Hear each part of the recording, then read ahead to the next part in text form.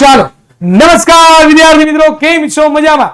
ગુજરાતનું સૌથી મોટું ઓનલાઈન એજ્યુકેશન પ્લેટફોર્મ વિદ્યાકુલ ઉપર હું હિરેન નસીબ વિજ્ઞાન શિક્ષક આપ સર્વ વિદ્યાર્થી મિત્રોનું ભાવથી દિલથી હાર્દિક સ્વાગત કરું છું. કેમ છો મારા વહાલા વિદ્યાર્થી મિત્રો? જણાવી દો. એકદમ મજામાં? મારો વોઇસ તમને ક્લિયર આવે છે? મારું ફેસ તમને ક્લિયર દેખાય છે બેટા? ફટાફટ જણાવી દો મને. ઓકે, ચાલો, ડન, વેરી ગુડ. ઓકે. ચાલો, જો તો રેકોર્ડિંગ ચાલુ છે. ઓકે, ચાલો, વેરી ગુડ. ચાલો, ઓકે છે ભાઈ, ડન છે બધું? તો આજનો આપણો સરસ મજાનો સેશન, નવો લેક્ચર. વિદ્યાર્થી મિત્રો, તમને ખ્યાલ છે કે નહીં કે આપણે આજે શું ભણવાના છીએ? વિદ્યાર્થી મિત્રો, આજના લેક્ચરમાં આપણે આજે નવા ચેપ્ટરની શરૂઆત કરવાના છીએ અને એ છે વિદ્યાર્થી મિત્રો આપણું પર્યાવરણની પ્રસ્તાવના. આજના લેક્ચરમાં ઘણા બધા દિવસો વિદ્યાર્થીઓનું હું તો ખબર છે આ ડિમાન્ડ હતી કે સર આપણું પર્યાવરણ ભણાવો ને અમારે ઓલામાં પૂછાવાનું છે, સર અમારે ઓલામાં પૂછાવાનું. તો વિદ્યાર્થી મિત્રો, તમારી ચિંતા છે બરોબર એ હવે દૂર થઈ ગઈ છે, કારણ કે હિરેનભાઈ આવી ગયા છે તમારું ફેવરિટ ચેપ્ટર લઈને, આપણું પર્યાવરણ. તો ચાલો વિદ્યાર્થી મિત્રો જોઈએ કે આજના લેક્ચરમાં શેના વિશે ચર્ચા કરવાના છીએ. તો આજના લેક્ચરમાં વિદ્યાર્થી મિત્રો આપણે ચર્ચા કરવાના છીએ નિવસન તંત્ર, તેના ઘટકો, સંઘટકો કયા છે એના વિશે. અને આજે આપણો ફર્સ્ટ લેક્ચર છે આ ચેપ્ટરનો, એટલે આપણે ફર્સ્ટ ક્લાસ, નો રિવિઝન. હવે વિદ્યાર્થી મિત્રો શરૂઆત કરવાની છે શેની? તો કે ભાઈ આપણું પર્યાવરણ, ચેપ્ટર નંબર 13. હવે અહીંયા ધ્યાન આપજો. શું ધ્યાન આપવાનું છે એ હું તમને જણાવું. વિદ્યાર્થી મિત્રો, આ ચેપ્ટર તમારી પરીક્ષા માટે બહુ જ ઇમ્પોર્ટન્ટ છે. કેમ સર એટલું બધું ઇમ્પોર્ટન્ટ છે? અહીંયા તમે જુઓ, મેં તમને ગુણભાર આપ્યો, જુઓ દેખાય બધાને? અહીંયા તમે નજર કરશો તમને ખ્યાલ આવશે કે ટોટલ 10 ગુણનું આ ચેપ્ટરમાંથી પૂછાવાનું છે. કેટલા ગુણનું? ટોટલ 10 ગુણનું આ ચેપ્ટરમાંથી પૂછાવાનું છે. તો વિચાર તો કરો, 10 ગુણનું આ ચેપ્ટર. અને એમાં પણ તમે જુઓ ને તો સેક્શન એમાં 2 માર્ક્સના એક જોડકું પૂછાય. 2 માર્કનું એક જોડકું ફરજિયાત હશે. બીજું, સેક્શન બી ની વાત કરું તો 2 સવાલો સેક્શન બી માં હશે બરોબર. અને સેક્શન ડી માં પણ તમને એક સવાલ આ ચેપ્ટરમાંથી જોવા મળે.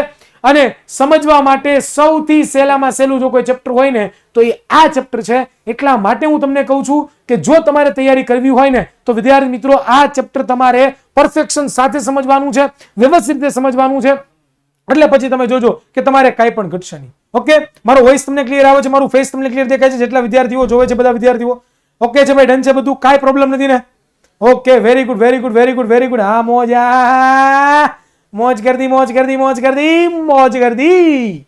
ચાલો, ઓકે. તો વિદ્યાર્થી મિત્રો શરૂઆત કરીએ પ્રસ્તાવનાથી. વિદ્યાર્થી મિત્રો શરૂઆત કરવાની છે પર્યાવરણથી. ચેપ્ટરનું નામ શું છે? કે આપણું પર્યાવરણ. એટલે કે આપણું છે ભાઈ. અને પર્યાવરણ, યાર તમે વિચાર તો કરો, આપણી એક પૃથ્વી છે. આ પૃથ્વીની અંદર કેટલા બધા સજીવો છે વિચાર તો કરો. 3 તો આવરણ આવેલા છે: જલાવરણ, મૃદાવરણ, વાતાવરણ. આવું તમે નાના ધોરણમાં જ્યારે ભણતા ત્યારે તમને ખબર છે કે આવું બધું આવતું, તમને લોકોને ખ્યાલ છે. તો વિદ્યાર્થી મિત્રો તમે જુઓ કે આપણી જે પૃથ્વી છે એમાં તો કેટલી બધી વસ્તુ આવેલી છે. આપણે ખાલી જલાવરણની વાત કરીએ. જલાવરણ એટલે કે જળથી બનેલી સૃષ્ટિ, એને આપણે જલાવરણ કહીએ છીએ બરોબર. જેમ કે જળ એટલે કે પાણી, પાણીમાં રહેતા જે સજીવો એની વિચાર તો કરો તમે થોડોક. માછલીઓ છે બરોબર, અલગ કેટલા સમુદ્રના પ્રાણીઓ છે. ત્યાર પછી મૃદાવરણ એટલે કે જમીન પર વસતા સજીવોની વાત કરીએ. વિદ્યાર્થી મિત્રો જમીન ઉપર કેટલા બધા સજીવો રહે છે. એની સાથે આપણે વાત કરીએ વાતાવરણની. વિદ્યાર્થી મિત્રો આપણા વાતાવરણમાં પાપાની પરીઓ કેટલી બધી આટા મારતી હોય બરોબર ને? તો વિદ્યાર્થી મિત્રો તમે જોવો તો ખરા કે ભાઈ કેવડું મોટું પર્યાવરણ છે આપણું ભાઈ. અને આ આવડા મોટા પર્યાવરણમાં આપણા સજીવો તો જીવે છે, પણ એની સાથે નિર્જીવ વસ્તુઓ પણ વિદ્યાર્થી મિત્રો જીવે છે. એટલે જીવે મીન્સ કે પછી એને ભાઈ તમને કહેતા પાછા સર ઓક્સિજન હોતે ને શ્વાસ લઈ, સર ઓક્સિજન ને હોતે ને ખાવા જોઈએ. પાછું એવું કઈ ન કહેતા ભાઈ, ઓક્સિજન ને કઈ ખાવા પીવા ન જોઈએ, પાછું એવું કઈ ન આવવું જોઈએ રસ્તામાં બરોબર. ખ્યાલ આવે છે? પાછા ઘણા બધા પાછા એમ કે સર ઓક્સિજન ને ખાવા જોઈએ, ઓક્સિજન ને આવું બધું. અરે ભાઈ એ તો ખાલી મસ્તી કરું છું કે ભાઈ સજીવ અને નિર્જીવ બંને વસ્તુઓ આ આપણા પર્યાવરણમાં જ છે. અને આપણું પર્યાવરણ જો ન હોત ને વિદ્યાર્થી મિત્રો તો આપણે ન હોત. તો ચાલો પર્યાવરણ વિશે પહેલા આપણે જાણીએ. પર્યાવરણ વિશે જો તમને ખબર પડશે તો જ તમે છે આ ચેપ્ટરને આગળ એકદમ ડિટેલમાં, એકદમ વ્યવસ્થિત, એકદમ જોરદાર રીતે સમજી શકશો. હવે આખું ચેપ્ટર છે ને બેટા થિયરી વાળું છે. જેવી રીતે તમે સમાજમાં કેમ થિયરી ભણો છો એ પ્રમાણે જે ભણવાની છે બરોબર. હું લાઈન બાય લાઈન વાંચતો જઈશ અને તમારે સમજતી જવાની. કારણ કે ઘણી વખત થાય કેવું કે અમુક થિયરી હોય કે જે અમે મોઢે ભણાવી શકીએ તમને વ્યવસ્થિત રીતે, પરંતુ જે થિયરી વાળા ચેપ્ટર હોય એ ચેપ્ટર તો અમારે તમને વાંચીને લાઈન બાય લાઈન જ તમને સમજાવવા પડે કે જેનાથી તમે તમારું બેસ્ટ આપી શકો. બરોબર? તો 1 by 1 વાંચતા જશું, સમજતા જશું, વાંચતા જશું, સમજતા જશું, એટલે તમારે કઈ પ્રોબ્લેમ આવશે નહીં. તો ચાલો વિદ્યાર્થી મિત્રો શરૂઆત કરીએ પર્યાવરણથી. તો વિદ્યાર્થી મિત્રો પર્યાવરણ પહેલા કોને કહેવાય? જો એની વ્યાખ્યામાં આપી. શું કીધું? કે ભાઈ વનસ્પતિઓ, પ્રાણીઓ અને માનવજાત સહિત બધા સજીવો અને તેમની સાથે સંકળાયેલા ભૌતિક પરિસરને શું કહેવામાં આવે છે? પર્યાવરણ કહેવામાં આવે. જો શું કીધું? કે ભાઈ વનસ્પતિઓ, આપણી આસપાસ તમે નજર કરો તો અલગ અલગ પ્રકારની કેટલી બધી વનસ્પતિઓ છે. બીજું પ્રાણીઓ, આપણી આસપાસ નજર કરો, આપણી આસપાસ કેટલા બધા પ્રાણીઓ છે. ત્રીજું માનવો, ભાઈ આપણી જેવા વધારાના એક્સ્ટ્રા, બરોબર? હા, એ બધા સજીવો અને એની સાથે સંકળાયેલા ભૌતિક પરિસરો. ભૌતિક પરિસરો એટલે કે વિદ્યાર્થી મિત્રો અહીંયા હવા છે, અહીંયા સૂરજ છે, અહીંયા પ્રકાશ છે, બરોબર? અહીંયા પાણી છે. તો આ બધાને શું કહેવાય? ભૌતિક પરિસરો કહેવાય. શું કહેવાય? ભૌતિક પરિસરો. એટલે યાદ રાખજો કે તમને કોઈ પ્રશ્ન પૂછે કે સર ભૌતિક પરિસરો એટલે શું થાય, તો એ લખી દઉં ભૌતિક પરિસરો. તો કોનો સમાવેશ થાય બેટા? તો સાદું સિમ્પલ કોનો સમાવેશ થાય? તો કે હવા, ત્યાર પછી પાણી, ત્યાર પછી જમીન, બરોબર? અને બાકી જે પણ વસ્તુ તમારે રહી, પ્રકાશ, સૂર્યપ્રકાશ. Yes, very good. સૂર્યપ્રકાશ, આ બધાનો સમાવેશ કેમાં થાય બેટા? તો કે આ બધાનો સમાવેશ છે ને દીકરા આ ભૌતિક પરિસરની અંદર થાય છે. તો વિદ્યાર્થી મિત્રો અહીંયા એ જ લખ્યું છે કે વનસ્પતિઓ, પ્રાણીઓ, માનવજાત સહિત ઘણા બધા સજીવો અને તેમની સાથે સંકળાયેલા એટલે કે તેમની સાથે જોડાયેલા ભૌતિક પરિસરો એટલે કે હવા, પાણી, જમીન, સૂર્યપ્રકાશ છે, એ બધા ભેગા થઈને શું બનાવે છે? પર્યાવરણ બનાવે છે. યસ, તાપમાન રહી ગયું. Yes, very good, very good, very good, very good, very good. તાપમાન, તાપમાન, તાપમાન. હવે કઈ યાદ આવતું હોય તો કહી દો ભાઈ. હવે કઈ યાદ આવે છે કોઈને? કઈ ભાઈ એકદમ લેક્ચર મસ્ત આવે છે ને, કે ચોટતું બોટતું નથી ને આજે? એકદમ જોરદાર. હા મોજા, એક પોલ કરીએ, મને જવાબ આપો એટલે ખબર પડે. ચાલો એક પોલ કરીએ. ચાલો ઓકે, એક જ મિનિટ વિદ્યાર્થી મિત્રો, પોલ કરીએ આપણે મસ્ત મજાનો. બરોબર? ચાલો, ask a question. Okay, question ask કરવાના છે, લાઈવ પોલ કરવાના છે. ઓકે, આમાં તો અંગ્રેજી મીડિયમમાં છે, ये तो इंग्लिश मीडियम में आ गया क्या? चलो नो प्रॉब्लम, मैं अभी 1 मिनट में आता हूँ, 1 मिनट में आता हूँ बेटा, इंग्लिश मीडियम में है. ए रिद्धिबेन, ભીમાણી સાહેબ અહીંયા આવો તો તમે.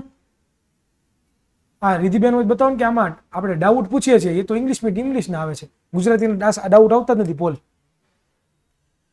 તો વિદ્યાર્થી મિત્રો પર્યાવરણ વિશે ખબર પડી તમને, બરોબર? યસ, ચાલો વેરી ગુડ. આગળ આપણે જોઈએ કે પર્યાવરણમાં જૈવિક ઘટકો, જૈવિક ઘટકો એટલે બધા સજીવો, અને અજૈવિક ઘટકો, અજૈવિક ઘટકો એટલે બધા નિર્જીવો હોય. પર્યાવરણમાં કોણ હોય? તો કે પર્યાવરણમાં બે વસ્તુ હોય. એક તો વિદ્યાર્થી મિત્રો જૈવિક ઘટકો, જેને શું કહેવાય? જેટલા પણ સજીવો છે આપણા જેવા એનો સમાવેશ થાય. અજૈવિક ઘટકો, અજૈવિક ઘટકો કોને કહેવાય? તો જેટલા પણ નિર્જીવ વસ્તુઓ છે એ બધાને અજૈવિક ઘટકો કહેવાય. તો પર્યાવરણની અંદર આ બે ઘટકોનો શું થતો હોય છે? સમાવેશ થતો હોય છે.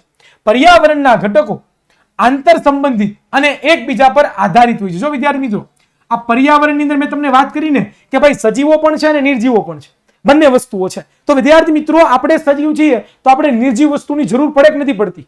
હે ભાઈ, આપણે નિર્જીવ વસ્તુની જરૂર પડે કે નથી પડતી? મને જણાવો, હા કે ના કયો મને ભાઈ, કોમેન્ટમાં જણાવો, હા કે ના.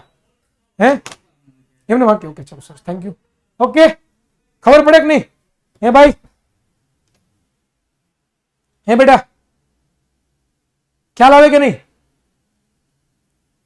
ખબર પડે કે નહીં?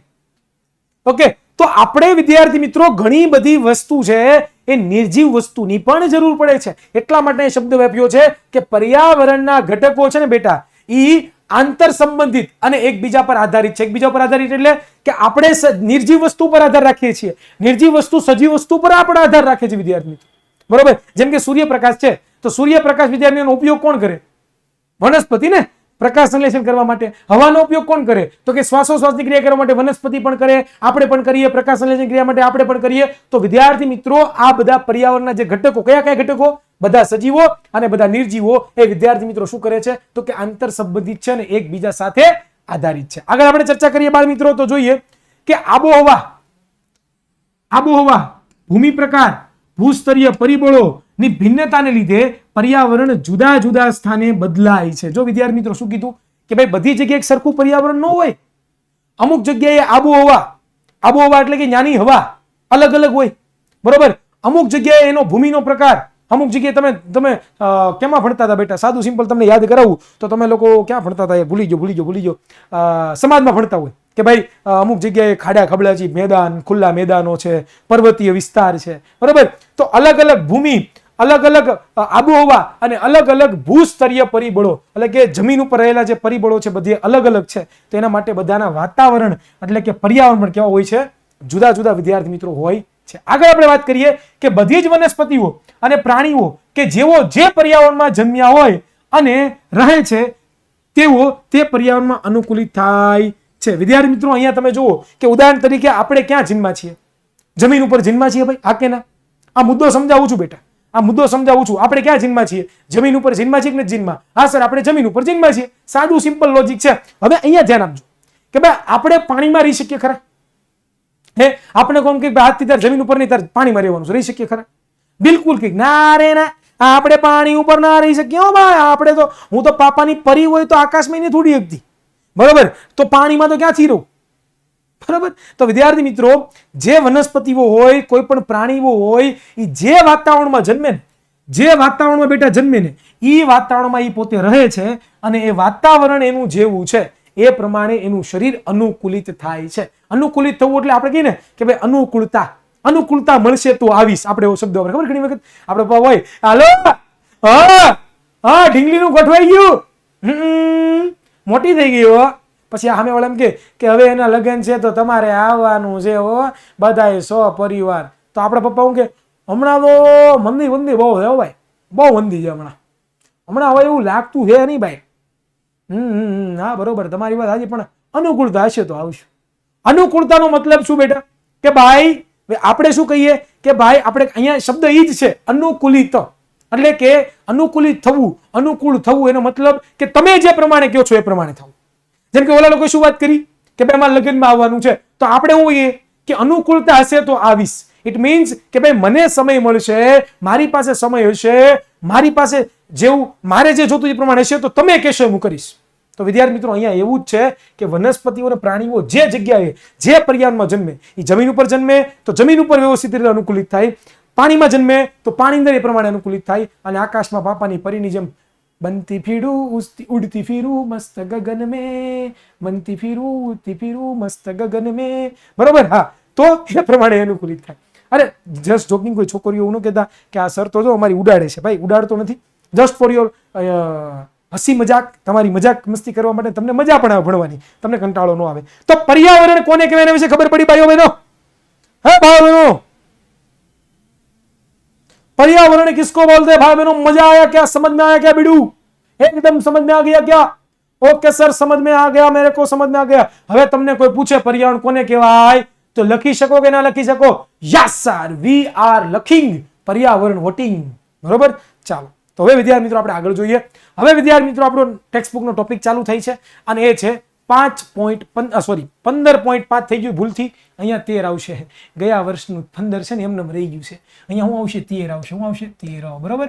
તો 13.1 નામનો ટોપિક છે નિવસન તંત્ર, તેના ઘટકો અને સંઘટકો કયા કયા છે. વિદ્યાર્થી મિત્રો, નિવસન તંત્ર કોને કહેવાય હવે એના વિશે જોશું, અને એના ઘટકો અને એના સંઘટકો વિશે ચર્ચા કરવાની છે. ઓકે, ચાલો. તો નિવસન તંત્ર કોને કહેવાય તો અહીંયા વિદ્યાર્થી મિત્રો આપણે શરૂઆત કરીએ કે વિદ્યાર્થી મિત્રો ધ્યાન આપજો, બધા સજીવો કે વનસ્પતિઓ, પ્રાણીઓ, સૂક્ષ્મજીવો તેમજ માનવ અને ભૌતિક પરિબળો વચ્ચે પરસ્પર આંતરક્રિયાઓ થાય છે અને પ્રકૃતિમાં સંતુલન જાળવી રાખે છે. આપણે આ વસ્તુ હમણાં જ શીખા. શું કીધું કે ભાઈ પૃથ્વી છે, પૃથ્વીનું જે પર્યાવરણ છે એની અંદર વિદ્યાર્થી મિત્રો ઘણા બધા સજીવો પણ રહી છે અને ઘણા બધા નિર્જીવો પણ રહી છે. તો સજીવોમાં કોનો કોનો સમાવેશ થાય તો વનસ્પતિઓ, પ્રાણીઓ, સૂક્ષ્મજીવો, માનવો, એ બધાનો. અને બીજા નિર્જીવ વસ્તુઓ છે જેને આપણે ભૌતિક પરિસરો અથવા તો ભૌતિક પરિબળો કહેતા હતા, એ બંને વચ્ચે શું થાય છે? પરસ્પર આંતરક્રિયાઓ થાય. આંતરક્રિયાઓ થવી એટલે મેં તમને વાત કરીને એકબીજાનો ઉપયોગ કરવો, એકબીજા વચ્ચે એકબીજા ઉપર આધાર રાખવો, તો એ આંતરક્રિયા થાય અને પ્રકૃતિમાં સંતુલન જળવાઈ રહે છે. પ્રકૃતિમાં શું જળવાઈ રહે? સંતુલન, બરોબર. અસંતુલિત થાય નહીં. એટલે કે જેટલા ભૌતિક પરિબળો છે બધાનો યુઝ પણ કરે સજીવો, અને સજીવો છે ભૌતિક પરિબળોને સાચવે પણ ખરા. તો આવું થતું હોય છે. આગળ આપણે ચર્ચા કરીએ. કોઈ એક વિસ્તારના, જો ભાઈ નિવસન તંત્રની વ્યાખ્યા આવે છે, નિવસન તંત્રની વ્યાખ્યા આવે છે, ધ્યાનથી સાંભળજો, ધ્યાન આપજો, બાકી નહીં સમજાય. શું કીધું? કોઈ એક વિસ્તારના બધા સજીવો, એટલે કે કોઈ એક વિસ્તાર છે, માની લો કે જમીન ઉપર કોઈ વિસ્તાર છે, બરોબર? તો એ જમીન ઉપર રહેલા બધા સજીવો તથા વાતાવરણના અજૈવિક ઘટકો સંયુક્ત રીતે નિવસન તંત્ર રચે છે. એટલે કે કોઈ એક નિવસન તંત્રમાં જૈવિક ઘટકો અને અજૈવિક ઘટકો હોય છે. જો શું કીધું વિદ્યાર્થી મિત્રો? કોઈ એક વિસ્તાર હોય, જેમ કે હું માની લો કે જમીન ઉપરનો વિસ્તાર, તો જમીન ઉપરનો વિસ્તાર છે એમાં કોણ કોણ રહે ભાઈ? મને જણાવો તો. એક તો ભાઈ પ્રાણીઓ, વનસ્પતિઓ, અને બીજું કોણ? માનવો. અને બીજું અજૈવિક ઘટકો કયા કયા છે? અજૈવિક ઘટકો કયા કયા છે? તો કે ભાઈ હવા છે, બરોબર, પછી પાણી છે, જમીન છે, પ્રકાશ છે, તાપમાન છે, ખનિજ તત્વો છે, આ બધી વસ્તુ છે કે નહીં? તો આ નિર્જીવ વસ્તુ અને સજીવ વસ્તુ એ બંને ભેગા થઈને શું રચે છે, શું બનાવે છે? તો વિદ્યાર્થી મિત્રો નિવસન તંત્ર પોતે બનાવતા હોય છે, બરોબર. અને નિવસન તંત્રમાં બે ઘટકો હોય. કેટલા ઘટકો હોય? બે ઘટકો. એક તો જૈવિક ઘટકો અને બીજું અજૈવિક ઘટકો. હવે એ શબ્દ આવ્યો જૈવિક ઘટકો.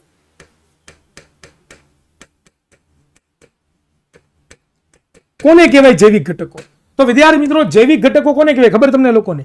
કે ભાઈ જે સજીવો હોય નિવસન તંત્રમાં, જે સજીવો હોય એને શું કહેવાય? જૈવિક ઘટકો. હવે પ્રશ્ન થાય તો કે સર અજૈવિક કોને કહેવાય? સર અજૈવિક ઘટકો કોને કહેવાય?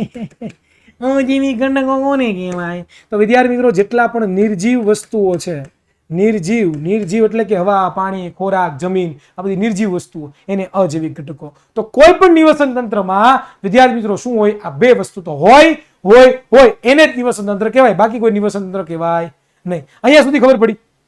બધાને ખ્યાલ આવ્યો દીકરા? મજા આવે છે? મજા આવે છે? કન્સેપ્ટ ક્લિયર થાય છે બેટા? હા કે ના? હા કે ના?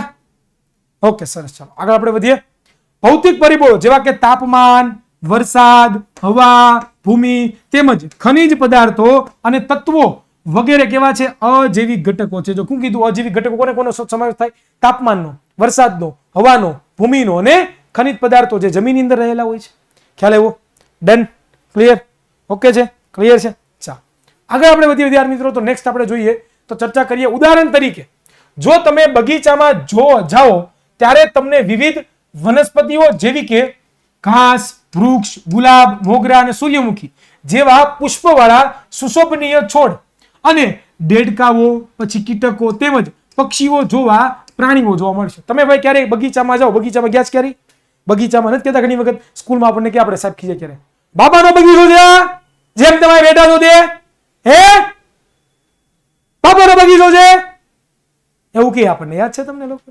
આવું આપણે શિક્ષકો આપણને કહેતા હોય ઘણી બધી વખત, બરાબર? તો એ બગીચાની વાત છે. બગીચામાં તમે જાઓ તો વિદ્યાર્થી તમને અલગ અલગ વનસ્પતિઓ જોવા મળે. વનસ્પતિઓમાં ઘાસ ને, ગુલાબ ને, મોગરો અને સૂર્યમુખી. હાય હાય, પાન લીલું જોયું ને તમે યાદ આવ્યા, પાન લીલું જોયું ને તમે યાદ આવ્યા, બરોબર ને? હા, પાન લીલું જોઈને તમે યાદ આવો. વિચાર તો કરો, પાન લીલું જોઈને યાદ આવે છે, બરોબર? ચોપડીઓ જોઈને વાંચવાનું યાદ નથી આવતું, એને પાન લીલું જોઈને યાદ આવી જાય છે.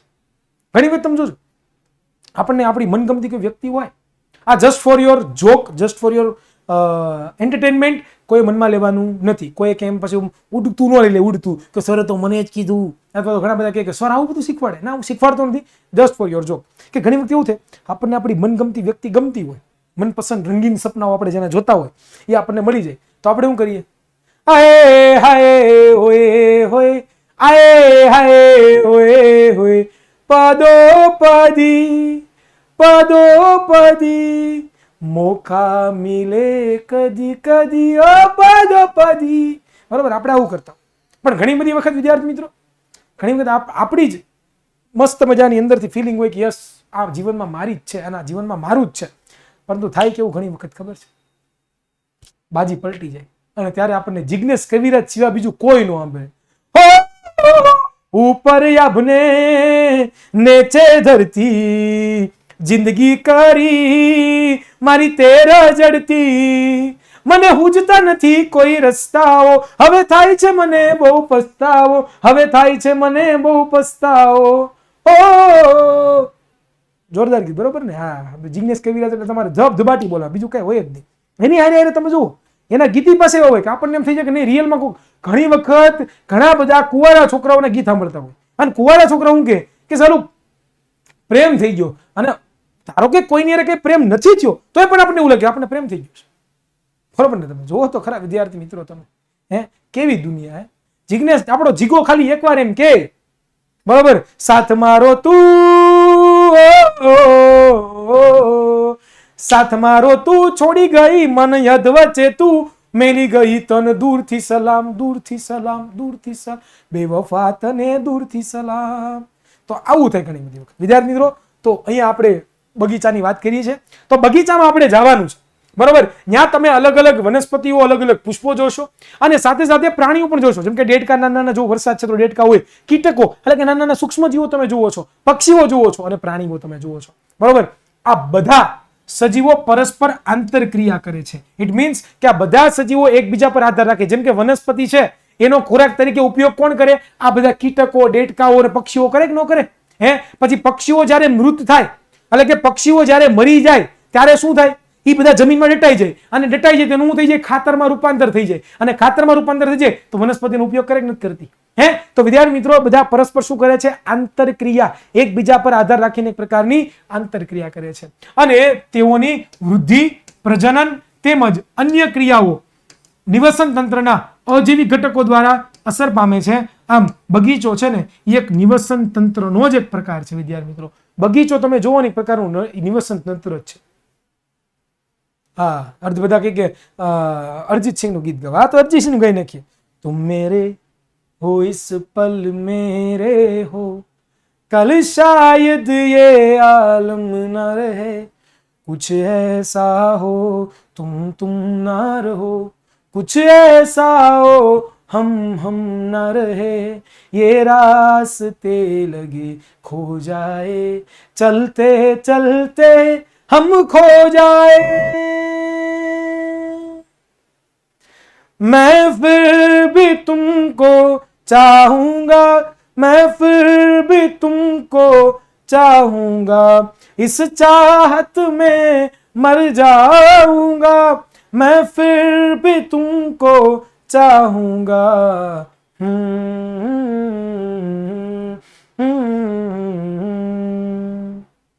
वैसे जरूरी हो मुझको तुम, जैसे हवाएं सांसों को, जैसे तलाशूं मैं तुमको, जैसे कि पैर जमीनों पर हंसना या रोना हो मुझे पागल सा ढूंढूं मैं तुम्हें. બસ એટલું જ આવડે છે મને, બરોબર? ભેગું થઈ ગયું, માંડ ભેગું કર્યું. તો વિદ્યાર્થી મિત્રો, અરિજીત સિંહ નું ગીત તમારી ડિમાન્ડ ઉપર ગાઈ નાખ્યું. બીજી વાત કરી વિદ્યાર્થી મિત્રો, જંગલ. जंगल में कुछ मंगल करते हैं. हाँ हाँ, मंगलवार ની રાતે લાઈટ લબ જબા જબ થાય, લાઈટ લબ જબા જબ થાય, મને વાડામાં બોલાવી. આ બસ, બરોબર. ચાલો, તો જંગલની વાત કરે છે બેટા. તો જંગલ એટલે કે વન, તળાવ, સરોવર, નિવસન તંત્રના શું છે? તો કે અન્ય પ્રકારો છે. નિવસન તંત્રના પ્રકારો, જંગલને પણ નિવસન તંત્ર કહેવાય, તળાવને પણ નિવસન તંત્ર કહેવાય, સરોવરને પણ નિવસન તંત્ર કહેવાય. જે કુદરતી કે નૈસર્ગિક નિવસન તંત્રના ઉદાહરણો છે. કુદરત તમને પરીક્ષામાં પૂછે કે કુદરતી અને નૈસર્ગિક નિવસન તંત્રના ઉદાહરણો કયા, એટલે કે કુદરત દ્વારા બનાવવામાં આવેલા નિવસન તંત્ર કયા? તો તમારે શું કહેવાનું? જંગલ મેં મંગલ, તળાવ, સરોવર, આ બધાનો સમાવેશ થાય. જ્યારે બગીચો કોને બનાવ્યો? આપણે બનાવ્યો બગીચો, બરોબર? ઉદ્યાન, બગીચો કે ઉદ્યાન બંને એક જ શબ્દ, બરોબર? ખેતર એટલે કે માનવ સર્જિત શું છે? નિવસન તંત્ર છે. તો વિદ્યાર્થી મિત્રો, નિવસન તંત્ર પણ બે પ્રકારના હોય. એક તો કેવા નિવસન તંત્રો બેટા? તો કે એક તો કુદરતી કે નૈસર્ગિક, એટલે કે કુદરત દ્વારા બનાવવામાં આવેલા જે નિવસન તંત્રો છે એને શું કહેવાય? કુદરતી કે નૈસર્ગિક. અને બીજું છે માનવ સર્જિત, એટલે કે મનુષ્ય દ્વારા બનાવવામાં આવેલા જે વિદ્યાર્થી મિત્રો જે નિવસન તંત્ર છે. તો અહીંયા આમાં કોનો સમાવેશ થાય? જંગલનો, તળાવનો, સરોવરનો. આમાં બગીચો, ઉદ્યાન અને ખેતર, આનો સમાવેશ શું થાય? કુદરતીની અંદર નહીં પણ માનવ સર્જિતમાં. Okay, done. ખબર પડી બેટા? બધાને ખબર પડી દીકરાઓ? ખ્યાલ આવ્યો? મજા આવે છે ભાઈ ચેપ્ટરમાં? પાકું મજા આવે છે દીકરાઓ? બધાને જણાવી દો મને. ઓકે, નથી આવતી મજા? આવે છે કે નથી આવતી? હાકે ના ભાઈ, હાકે ના.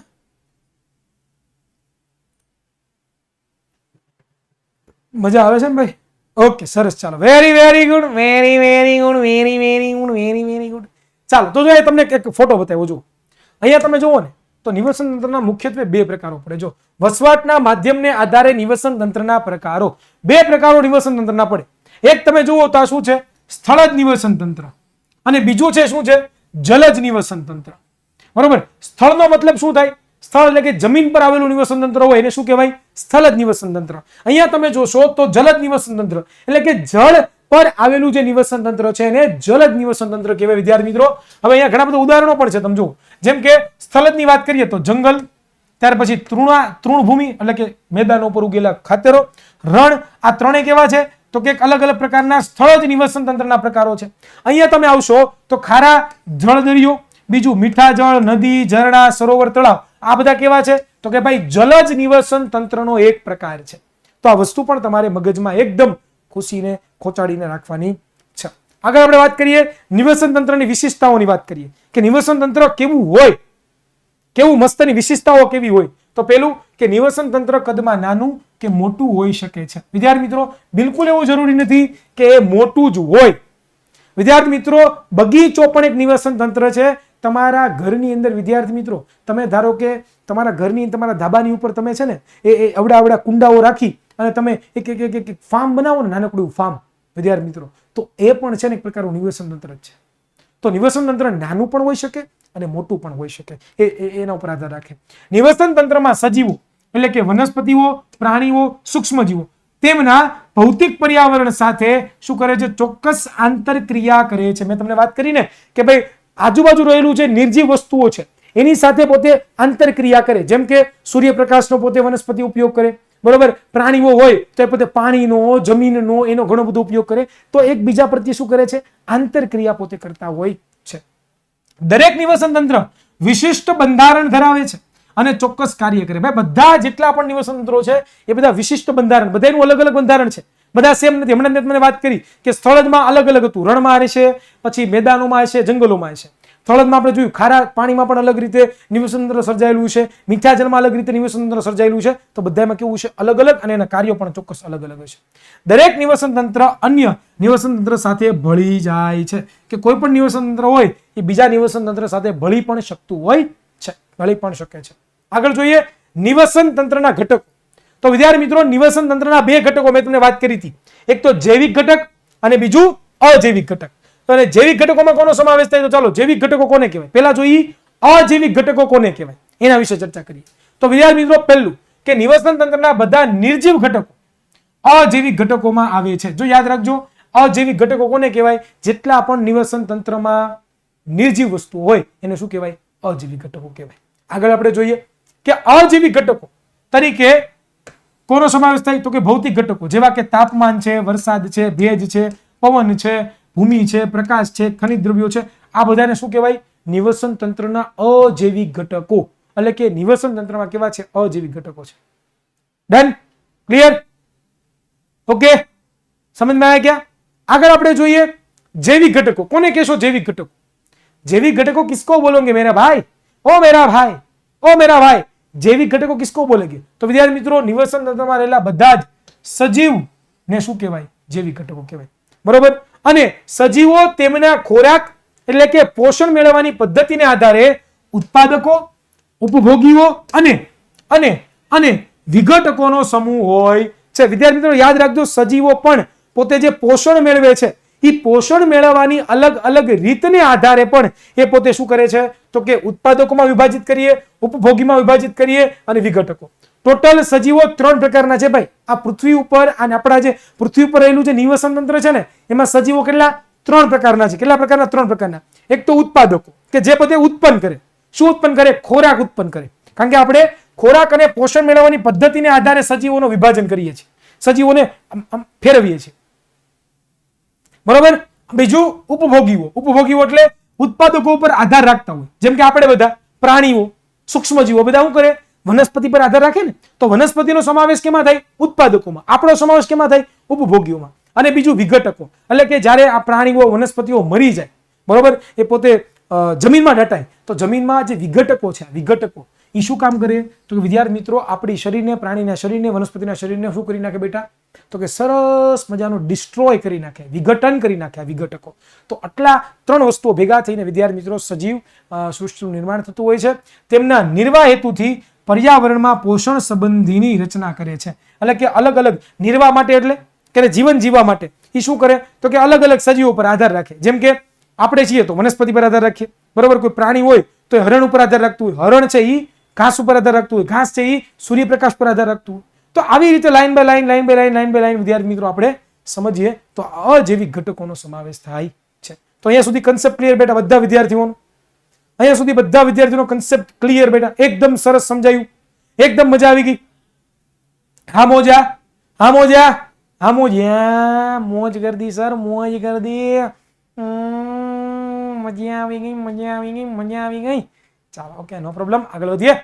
વિદ્યાર્થી મિત્રો હવે આપણે જોવાનું છે પોષણ એટલે કે ખોરાક મેળવવાની પદ્ધતિને આધારે સજીવોના પ્રકારો.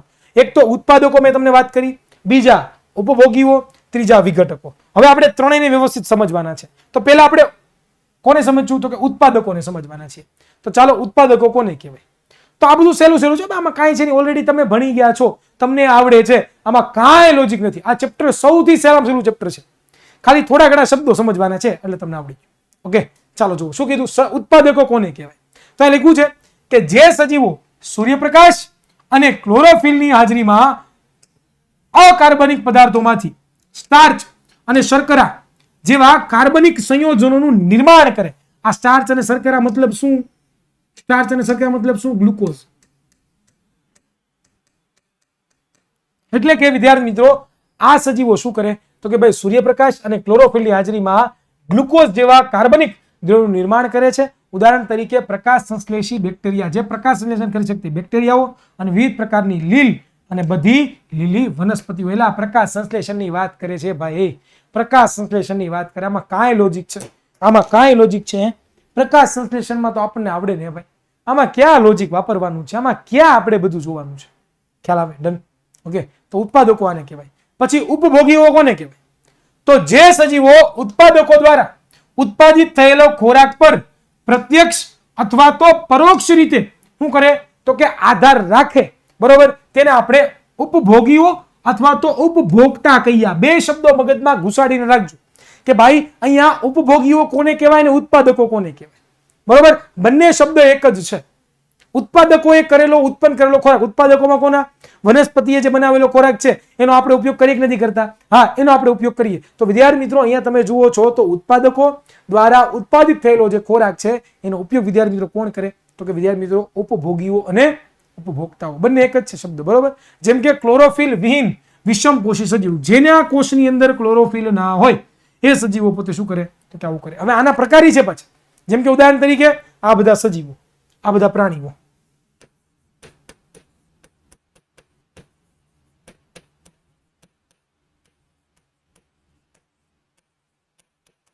બરોબર. ત્યાર પછી તમે જુઓ, હવે આ ઉપભોગીઓ છે એને 4 ભાગમાં વિભાજિત કરવામાં આવે. બહુ સહેલું સહેલું છે, કાંઈ નથી આમાં, હાવ હેલું. તમે જુઓ, જેમ કે તૃણાહારી, માંસાહારી, સર્વાહારી અને પરોપજીવી. આમાં છે કઈ લોચા જેવું? આમાં છે કઈ? આમાં છે કઈ?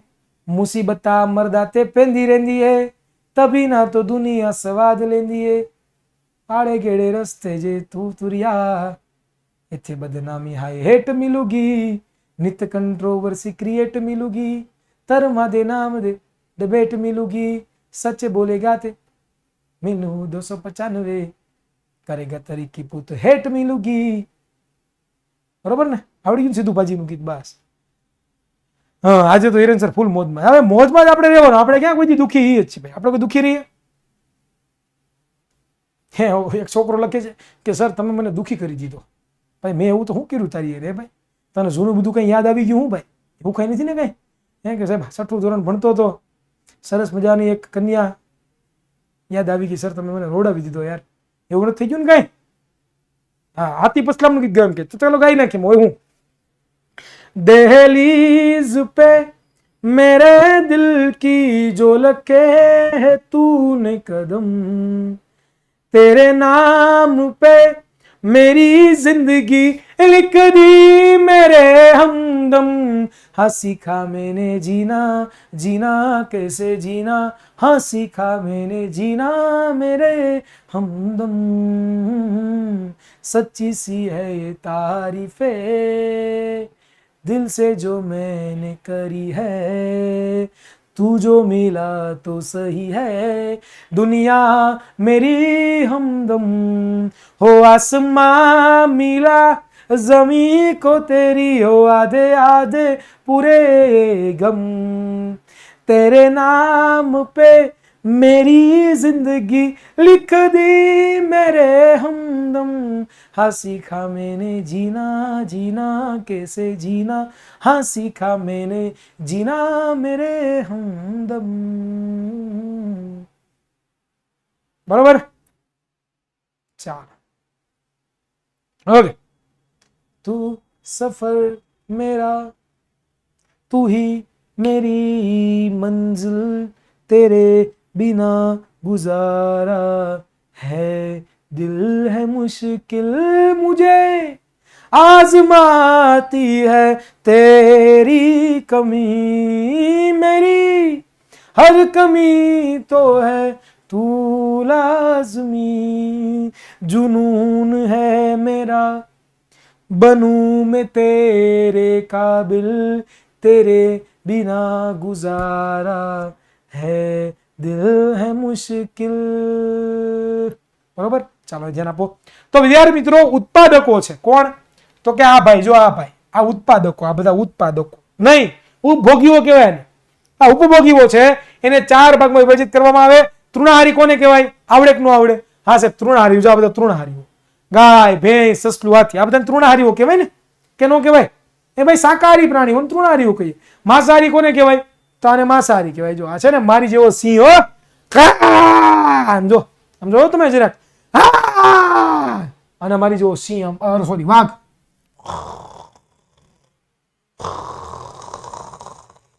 બરોબર. તો આ શાકાહારી, આ માંસાહારી છે. ત્યાર પછી આ મિશ્રાહારી ભાઈ, અને શું કહેવાય? મિશ્રાહારી. મિશ્રાહારી એટલે શું બેટા? તો કે બે દાબતો હોય, શાક બકાલું મળે તો દાબી જાય, અને ચિકન મટન મળે તો એ પણ ખાચક કરીને દાબી જાય. તો એ બધા મિશ્રાહારીઓ આવે. ત્યાર પછી પરોપજીવીઓ બેટા, આ પરોપજીવીઓ છે.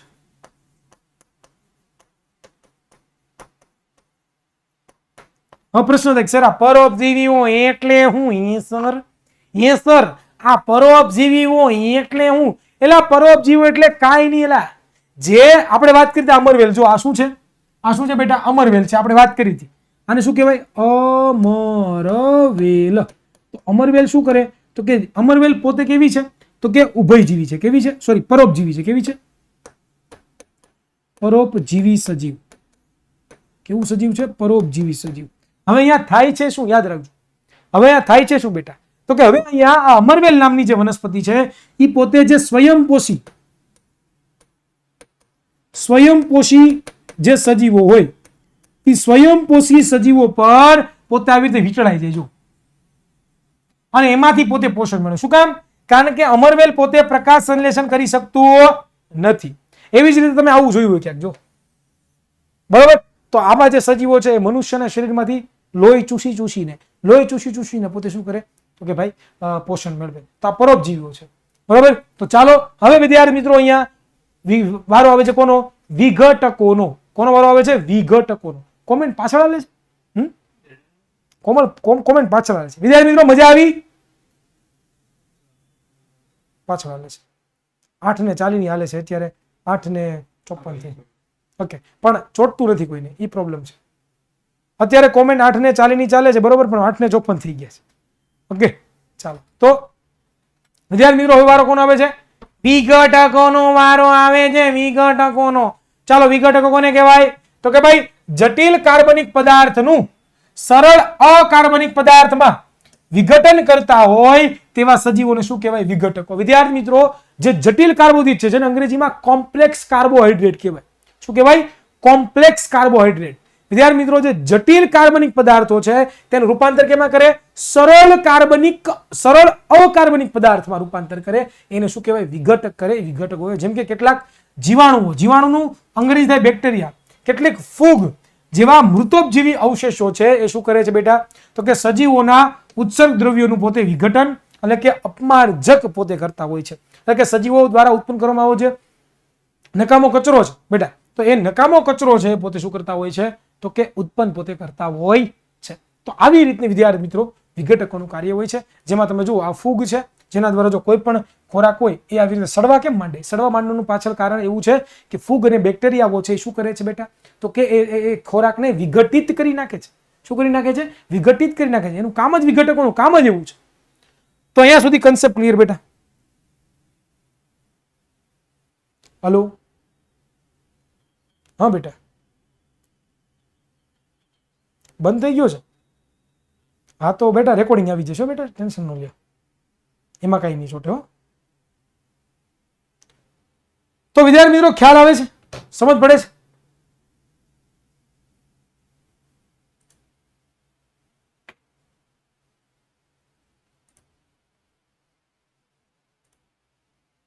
ઓકે, તો વિદ્યાર્થી મિત્રો આવી રીતે તમે વિઘટકોનો પણ સામનો કરી શકો.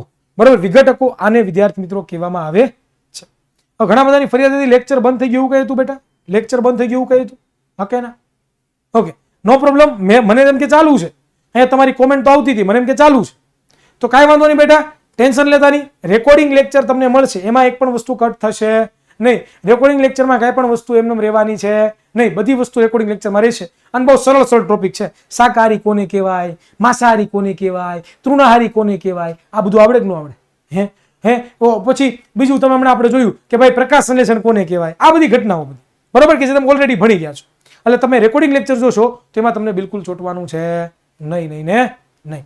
તો વિદ્યાર્થી મિત્રો અહીંયા આમે આપણો લેક્ચર હવે પૂરો થાય છે બરોબર. હા, અને લેક્ચરમાં વિદ્યાર્થી મિત્રો ડીપીપી બધા હોમવર્ક ચેક કરી લેવાનું છે બરોબર. હોમવર્કમાં આપણે 2 સવાલો આપ્યા છે, જોવાના છે. બીજું, જે લોકોને લેક્ચર બંધ થઈ ગયો, જે લોકોને આવતો તો એનો વાંધો નહીં, જે લોકોને લેક્ચર બંધ થઈ ગયો તો એ વિદ્યાર્થીઓ શું કરવાનું? રેકોર્ડિંગ લેક્ચરમાં જોવાનું. બહુ સરળ ટોપિક છે. અરે એમનેમ આવડશે, એમનેમ આવડશે, એમનેમ. હાવ સરળમાં સરળ ટોપિક છે, કાંઈ ટેન્શન લેવાની બિલકુલ જરૂરિયાત છે નહીં, અઘરું કાંઈ છે નહીં. આ ચેપ્ટર સૌથી સરળમાં સરળ ચેપ્ટર બરોબર, અને સૌથી ફાસ્ટમાં ફાસ્ટ પૂરું થશે ને તે આપણું આ ચેપ્ટર છે. એટલે ટેન્શન લેને કા નહીં બીડું, ટેન્શન દેને કા. ટેન્શન લેને કા નહીં બીડું, ટેન્શન દેને કા. બરોબર. જો તો છતાં બતાવી દઉં, એકવાર બતાવી દઉં શું ભણ્યા આપણે. જો કાંઈ નથી ભણ્યા બેટા બરોબર. જો અહીંયાથી આપણે મેં તમને વાત કરી હતી કે ભાઈ ઉત્પાદકો, ઉપભોગીઓ અને વિઘટકો બરોબર. તો ઉત્પાદકો કોને કહેવાય? કે સૂર્યપ્રકાશનો ઉપયોગ કરીને ક્લોરોફિલ ધરાવતા સજીવો સૂર્યપ્રકાશનો ઉપયોગ કરે બરોબર, આને શું કહેવાય? ઉત્પાદકો કહેવાય. ઉપભોગીઓ કોને કહેવાય? કે ઉત્પાદકો એટલે વનસ્પતિઓ તૈયાર કરેલો જે ખોરાક છે એનો પ્રત્યક્ષ પરોક્ષ ઉપયોગ કરે. વિષમપોષી, સ્વયંપોષી વિશે વાત કરી હતી ને, સેમ ટુ સેમ, ખાલી નામ જ બદલ્યા છે, બીજું કાંઈ નથી બદલ્યું બરોબર. પછી આપણે ભણ્યા કે ભાઈ આ બધા સજીવો, જેમ કે 4 પ્રકારના સજીવો હોય, તૃણાહારીઓ, માંસાહારીઓ, સર્વાહારીઓ અને પરોપજીવીઓ.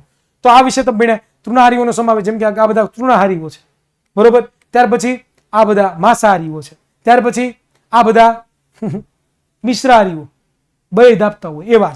ત્યાર પછી આ પરોપજીવીઓ, અને ત્યાર પછી વિઘટકો કોને કહેવાય એના વિશે મેં ચર્ચા કરી બરોબર. ક્લિયર? અને ત્યાર પછી આપણે આ વિઘટકોના ઉદાહરણો જોયા અને બસ એટલું જોયું. બીજું કાંઈ આપણે જોયું બહુ અઘરું છે નહીં. તમે જાતે જોશો એકવાર વિડીયો લેક્ચર મસ્ત રીતે સમજાઈ જશે. તો ડીપીપી બેટા વિદ્યાર્થી મિત્રો હોમવર્ક આપ્યું છે, એ હોમવર્ક તમારે ચેક કરવાનું છે. અને આવનારા ક્લાસમાં વિદ્યાર્થી મિત્રો આપણે લોકો ભણવાના છીએ આહાર શૃંખલા. કેના વિશે ચર્ચા કરીશું બેટા?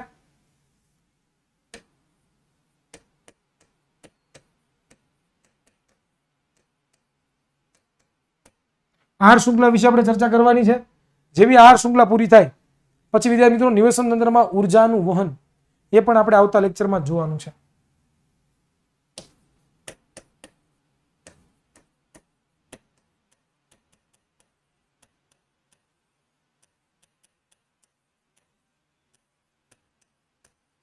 બરોબર.